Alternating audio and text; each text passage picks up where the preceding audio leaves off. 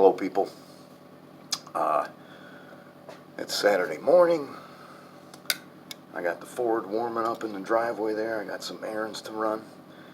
Uh, it's very cold outside, but the sun is out, so it kind of feels nice. So last night, I finished a book. I got the natural light going on in here today. A Fool and His Money, Life in a Partitioned Town in 14th Century France.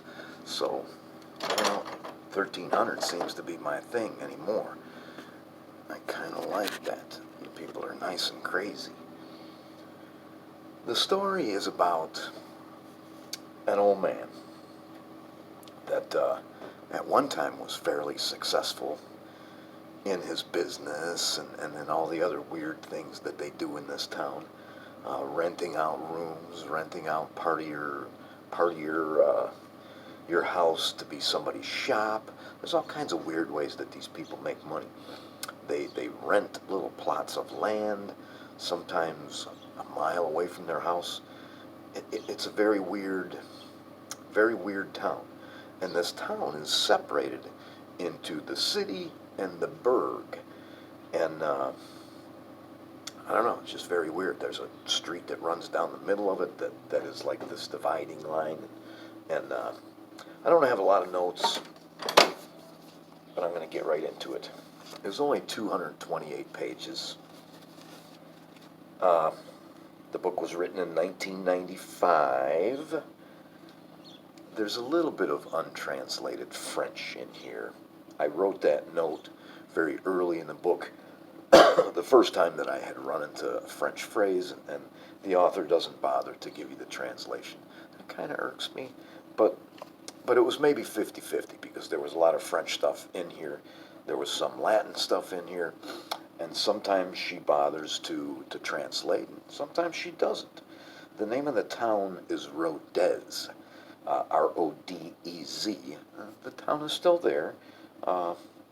It's kind of a tourist attraction, and this author, her name is Anne Rowe, W-R-O-E. I kind of like the way she wrote. As usual, I will Google the author and see what else they've written. And she's written some other stuff that I would love to get a hold of. I buy my books at a used bookstore.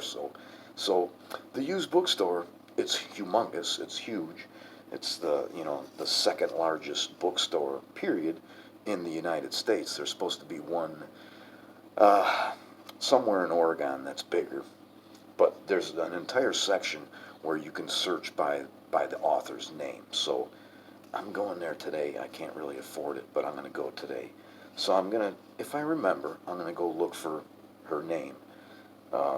She wrote a book about Pontius Pilate that I would love to get a hold of. That's all the notes I got. I've already told you what the story is about. It's about this old man.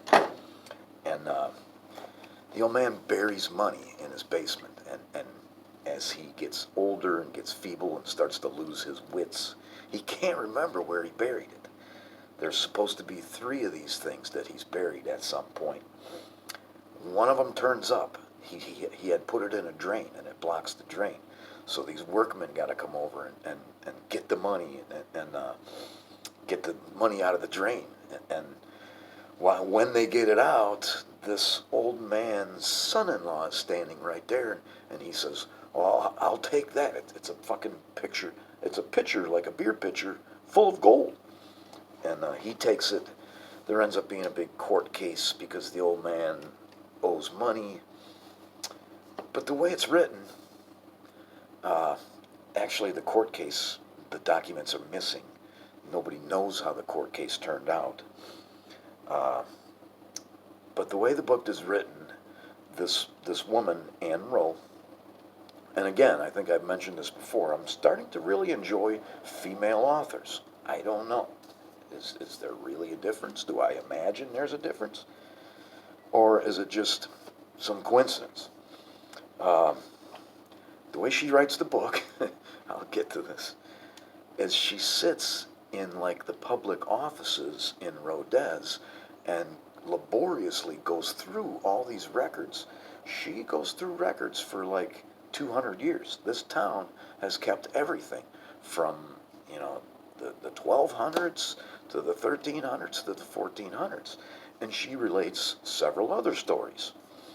So the story of the old man and his pitcher of gold, it maybe makes up 10% of the book. The rest of it is a bunch of other stories.